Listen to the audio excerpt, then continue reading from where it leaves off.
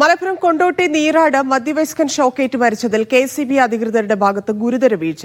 വൈദ്യുതി കമ്പി പൊട്ടി വീണപ്പോൾ തന്നെ കെഎസ്ഇബിയിൽ വിളിച്ചു പറഞ്ഞിരുന്നുവെന്ന് നാട്ടുകാർ.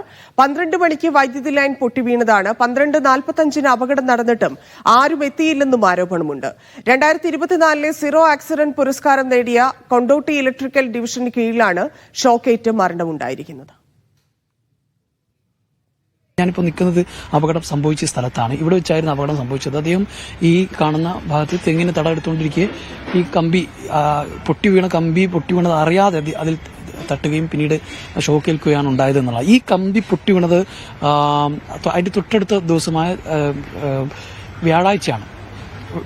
ബുധനാഴ്ച രാത്രിയാണ് ഈ വൈദ്യുതി കമ്പി പൊട്ടി വീഴുന്നത്.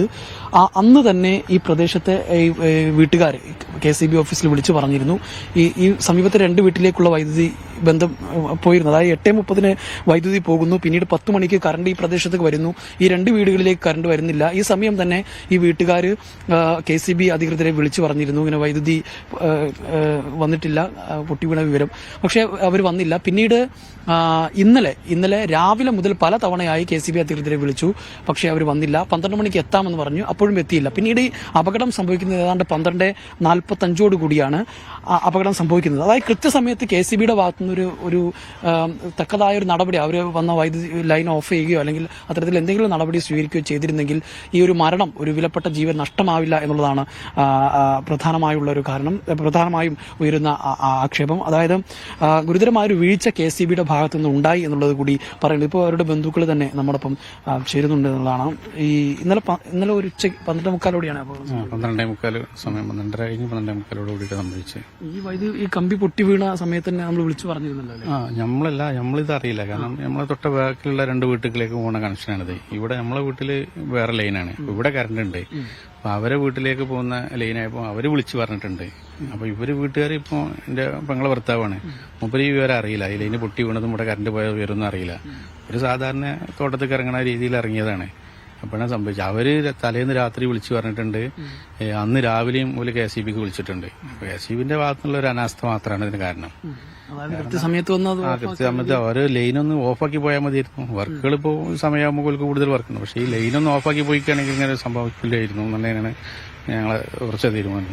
അതായത് ഈ കമ്പി നേരത്തെ തന്നെ താഴ്ന്നെടുക്കായിരുന്നു ഷോക്ക്.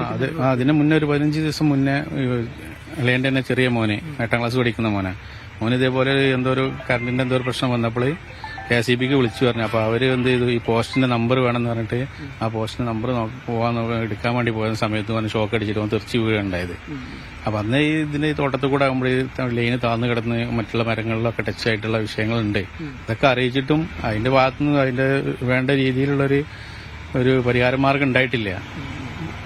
അതായത് നേരത്തെ തന്നെ ഈ ലൈൻ കമ്പി താഴ്ന്നു കിടക്കുകയും ഷോക്ക് അടിക്കുന്ന ഒരു സാഹചര്യം ഉണ്ടായിരുന്നു. അതായത് ആ കാര്യം നേരത്തെ കെഎസ്ഇബി അധികൃതരെ അറിയിക്കുകയും ചെയ്തിരുന്നതാണ്. ഇദ്ദേഹത്തിന് ഇപ്പോൾ മരിച്ച അദ്ദേഹത്തിന്റെ മകൻ നേരത്തെ ഈ പരിസര പ്രദേശത്തിന് ഷോക്ക് ഏൽക്കുന്ന ഒരു സാഹചര്യം ഉണ്ടായിട്ടുണ്ട്. അപ്പോൾ നേരത്തെ തന്നെ ഇവിടെ ഈ ഒരു പ്രശ്നമുള്ള വിവരം, ഈ വൈദ്യുതിയുമായി ബന്ധപ്പെട്ട പ്രശ്നമുള്ളവരും കെഎസ്ഇബിക്ക് അറിയാമായിരുന്നു. കെഎസ്ഇബി അധികൃതരെ വിളിച്ചു പറഞ്ഞായിരുന്നു. പക്ഷെ അതിലൊരു നടപടി ഉണ്ടായില്ല എന്നുള്ളതാണ്. ആ നടപടി ഇല്ലാത്തത് കൊണ്ട്, അതായത് കൃത്യമായൊരു ഇടപെടൽ ഇല്ലാത്തത് കൊണ്ട് തന്നെയാണ് വിലപ്പെട്ട ഒരു ജീവൻ നഷ്ടമാകുന്ന ഒരു സാഹചര്യം ഉണ്ടായിരിക്കുന്നത്.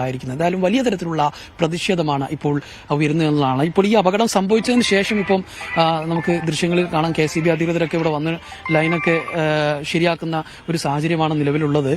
പക്ഷേ ഈ ഒരു കാര്യം അത് നേരത്തെ തന്നെ ചെയ്യുകയായിരുന്നുവെങ്കിൽ കൃത്യമായും ഈ ഒരു വിലപ്പെട്ട ജീവൻ നഷ്ടമായില്ല എന്നുള്ളതാണ്. ഇപ്പം പ്രതിഷേധങ്ങളൊക്കെ, വലിയ തരത്തിലുള്ള പ്രതിഷേധങ്ങൾ ഉയരുന്നൊരു സാഹചര്യമുണ്ട്. ഈ സാഹചര്യത്തിൽ ഇപ്പോൾ കെഎസ്ഇബി അധികൃതർ സംഭവസ്ഥലത്തെത്തി ലൈനൊക്കെ വലിച്ചു മാറ്റുന്ന മറ്റു നടപടികളിലേക്ക് പോകുന്ന ഒരു സാഹചര്യമാണ് ഇപ്പോൾ നിലവിലുള്ളത്. പക്ഷേ നേരത്തെ ഇപ്പം അദ്ദേഹം പറഞ്ഞതുപോലെ, സലീം ഈ മരിച്ച അദ്ദേഹത്തിന്റെ ബന്ധുവാണ്, അദ്ദേഹം പറഞ്ഞതുപോലെ ഈ വർക്ക് പിന്നീട് ചെയ്താൽ പോലും ആ വൈദ്യുതി ബന്ധം വിച്ഛേദിച്ചിരുന്നെങ്കിൽ ഈ മരണം സംഭവിക്കില്ലായിരുന്നു എന്നുള്ളത്. അതായത് ഈ ഒരു കാര്യം വിളിച്ചു പറയുമ്പോൾ തന്നെ ഈ പ്രദേശത്തെ വൈദ്യുതി ബന്ധം വിച്ഛേദിച്ചിരുന്നെങ്കിൽ അദ്ദേഹം ഈ കമ്പിയിൽ തട്ടുകയും അല്ലെങ്കിൽ അദ്ദേഹത്തിന് ഷോക്കേറ്റ് മരിക്കേണ്ട ഒരു സാഹചര്യവും ഉണ്ടായിരുന്നില്ല. ഏതായാലും അധികൃതരുടെ അനാസ്ഥ, കെഎസ്ഇബി അധികൃതരുടെ അനാസ്ഥ കൊണ്ട് തന്നെയാണ് ഈ വിലപ്പെട്ട ജീവൻ നഷ്ടമായതെന്ന് തന്നെയാണ് പറയാനുള്ളത്. ഏതായാലും ഇതിനകത്ത് വലിയ തരത്തിലുള്ള പ്രതിഷേധങ്ങളാണ് ഇപ്പോൾ ഉയരുന്നത്.